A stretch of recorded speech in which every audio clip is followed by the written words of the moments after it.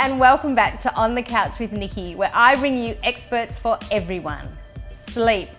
We all need it. We all want a good night's rest, but how many of us are actually getting it? Sleep apnea, insomnia, respiratory conditions can all work against us. So who's with me on the couch today? I have Yvonne Loo from the Air Station Sleep Health Centre, here to give us some tips on how we can get a good night's sleep. Yvonne, how many hours sleep do we need per night as an adult? For adult, it's typically about 6 to 8 hours of sleep to ensure that you've got enough rest and recuperation for your brain and body. It's not really about the quantity of sleep that we are only concerned about, but actually the quality of sleep. So I'm sure you've heard of people who have slept for more than 12 hours, 10 hours, but still wake up feeling very tired and sleepy. Yeah, so the reason behind this is really because there could be some underlying sleep disorders or conditions that is affecting the quality of sleep that they are not aware of. So what are some of the conditions that could affect people? Well, the most common condition would be sleep apnea. Sleep apnea is a condition where a person actually stops breathing at night, and it could happen many times in the night. The severity of sleep apnea would then depend on how many times they actually stop breathing. So they stop breathing.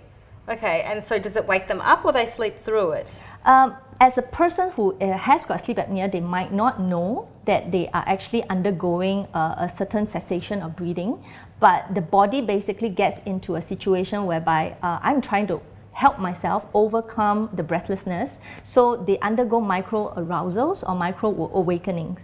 Okay, so would the person sleeping next to them know? Are there any telltale signs? Yes, there are many telltale signs, and in fact, for a person with sleep apnea, it is usually the bed partner who will notice and tell the person with the sleep apnea that this is going on. So some of the signs and symptoms that the bed partner will notice would be very obviously snoring. Yeah.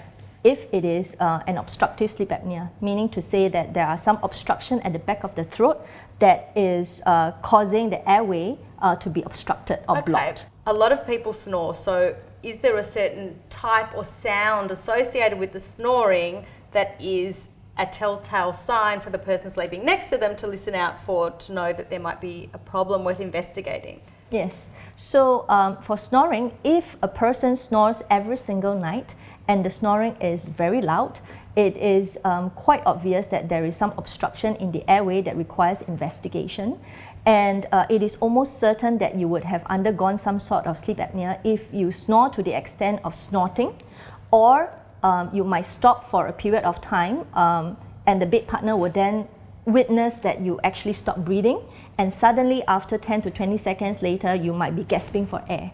Are there different levels of sleep apnea? Can you live with it and just be sluggish during the day and you don't know why? Or is there a point at which it can become very serious? Yes, there are different levels of sleep apnea. So an apneic episode is considered as stopping your breathing for 10 seconds. So when the doctor looks at how severe the sleep apnea is, it's how many times in a night you actually stop breathing for 10 seconds or more. For a low-grade apnea, it really depends on how symptomatic the patient is. Even if you have got a mild to moderate apnea, some patients are actually very symptomatic, meaning to say they could be very tired in the day, they can't function, their memory has got issue, and it becomes dangerous if they cannot focus while driving or they fall asleep while driving. But that's what's going to send them into a centre to be tested in the first place, is that there's an adverse effect of their lifestyle. So you can actually test and see, well, what level are you at and how badly is it affecting your life? Yes, so you can certainly test it out. Like you said, most people actually go because it's affecting their lifestyle, either at work or they can't do the things that they like because they're sleepy all the time. Basically, the danger of sleep apnea is the fact that you're not getting enough oxygen to your body at night when you're asleep. So when you sleep for the reason of recuperation and restoration of your body. Yes. But instead of going through restoration, your body is in a state of stress because you're not getting enough oxygen to the rest of your body that requires the restoration. So what happens is that over time, your organs, your heart, including your heart, your kidneys, and every part of your body, including your brain as well, is not getting the oxygen that it requires. Right. And it builds up to other diseases in the future that you don't know why you would then develop. Okay, so it's cumulative. Yes. And then you think, why did I all of a sudden have a heart attack? And you're looking at your cholesterol levels, and I've been eating well, but it could actually be linked to sleep. Yeah. So it is interesting because what happened is that we do see quite a number of patients who think that this is just a lifestyle issue. Yeah. So when we first propose a certain therapy for them, they reject it in their when they come to us at their 20s or 30s. But 5 years later, 6 years later, when they start to have cardiac issues, when they start to have diabetes, or any other issues, then they start to relook at whether or not they should start treatment, because this is exactly what we told them that could happen if you just leave it untreated. Wow, so early detection is key. Yeah. Okay, and so what's involved in the testing? So first of all, you need to go through what is known as a sleep test, and you can do it at home or in the hospital. You need to hook up with a device and go through 1 night of sleep study with the device, and the recorder will then pick up certain signals, which will then translate to a report to tell what kind of severity are you with your sleep apnea condition. So you test people, and then you see what level they're at, and then you develop a protocol or a therapy or treatment for them to go through. How long does that treatment take? So if it is a lifestyle modification, then we could look at whether or not the person is successful at changing their lifestyle. This could be losing weight, for instance. The gold standard therapy right now for sleep apnea is to use this device known as a CPAP, which is a continuous positive airway pressure machine. Yes.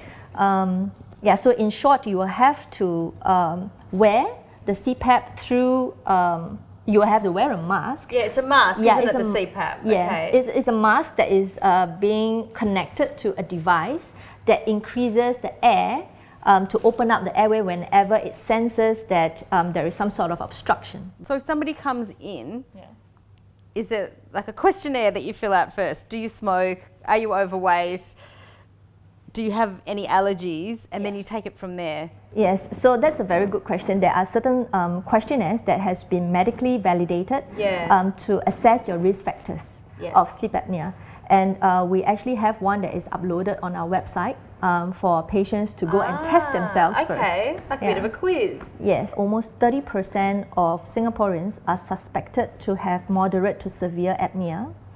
And what's even more alarming is that out of this 30%, 90% of them are still undiagnosed. There would be a huge number of people who just live with snoring or live with a poor night's sleep that just don't even know about this to go and get it looked at. Is there a statistic on Asians versus Western facial structures? Yes, there is. So for the Westerners, the typical cause of sleep apnea or obstructive sleep apnea is due to overweight, weight gain. But in Asians, you could see a perfectly normal weight person like myself to have sleep apnea because of our jaw structure. So people can come to the air station and get a proper diagnosis and treatment plan? Yes, that's right. So the air station is a one-stop solution.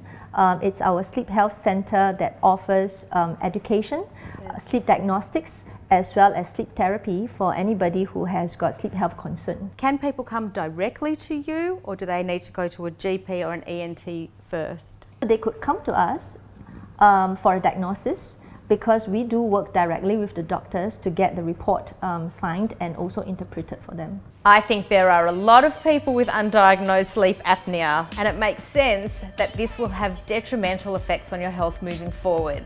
So go to the air station, get diagnosed, get a proper treatment plan so that you or your spouse or your child can get a good night's sleep and ultimately live a healthier life. Thanks everyone, I'll see you next time.